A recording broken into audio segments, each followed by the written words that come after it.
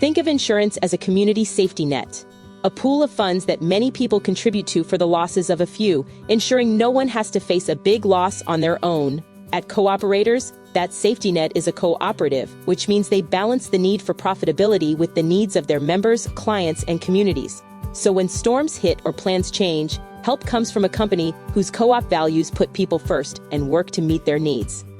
In 1945, a group of prairie farmers discovered they were facing similar challenges. When seeking to recover from storms, fires, and accidents, traditional insurers were unable to meet their needs. They realized that if they worked together and formed a cooperative, they could reliably meet their collective insurance needs. With a $25,000 contribution from the Saskatchewan Wheat Pool, the organization now known as Co-operators was formed. At first, many wheat pool field workers carried out the business of the wheat pool while selling insurance wherever they could, on farm visits, at community halls, and even out of an old van. It was practical, neighborly, and it worked. Word spread fast. The insurance cooperative grew beyond all expectations. Within 2 years, they reached Manitoba, Alberta, and Ontario, and by 1949, they'd expanded into the Atlantic provinces. Families liked the idea of a community safety net built by like-minded individuals whose values aligned with their own. As people's insurance needs grew and new risks emerged, the company continued to grow. Throughout their early years, a number of remarkable human-centered stories helped shape cooperators that we know today. For example, a client making a premium payment in the form of a 100-pound sack of wheat and an apple to renew insurance on a truck. And when the co-op needed support in the mid-1950s, policyholders mailed in $2 gifts to help provide the co-op with much-needed capital, highlighting the unwavering support of clients and staff to help bolster the company's surplus fund and strengthen the safety net. From kitchen tables to town halls, from one province to many, the idea kept growing. Premiums collected from their many clients helped reassure those who suffered a loss that help would be provided when it mattered most. Since their founding, cooperative values have inspired a unique insurance and financial services experience, putting clients first and working to meet their needs. The cooperative principles still guide cooperators today. The first co-op principle is voluntary and open membership. They're owned by member groups that believe in the organization's purpose. If a group works in a cooperative or like-minded entity operating on a cooperative basis and can benefit from the services, it can apply to join.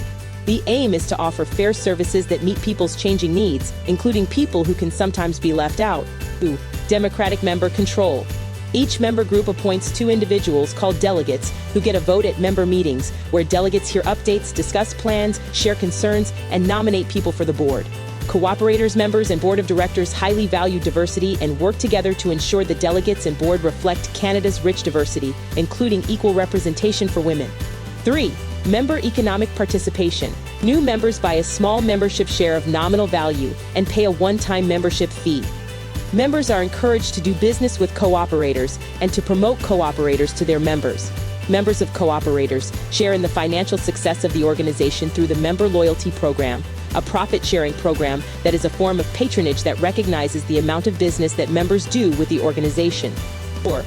Autonomy and independence. Co-operators is entirely Canadian-owned and does not give control to outside investors. Insurance and investment management are subject to considerable government oversight, so the co-op focuses on ensuring regulatory compliance, maintaining profitability, and setting some money aside so they remain independent and able to help when it matters. 5. Education, training, and information. Everyone at the company needs to understand how a cooperative works, so all employees take orientation on the organization's co-op identity, advisors learn about the co-op difference, and board members participate in mentorship and educational activities so they can be successful in their roles. The co-op also supports youth programs and post-secondary education about co-ops and promotes the co-op advantage with policymakers. 6. Cooperation among cooperatives.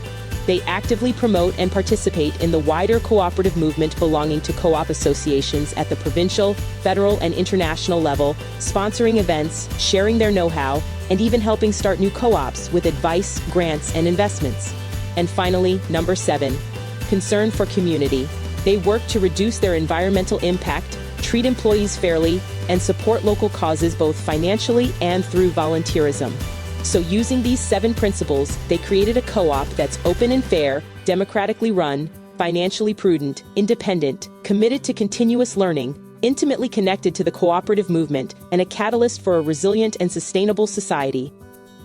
A community safety net works best when we work together.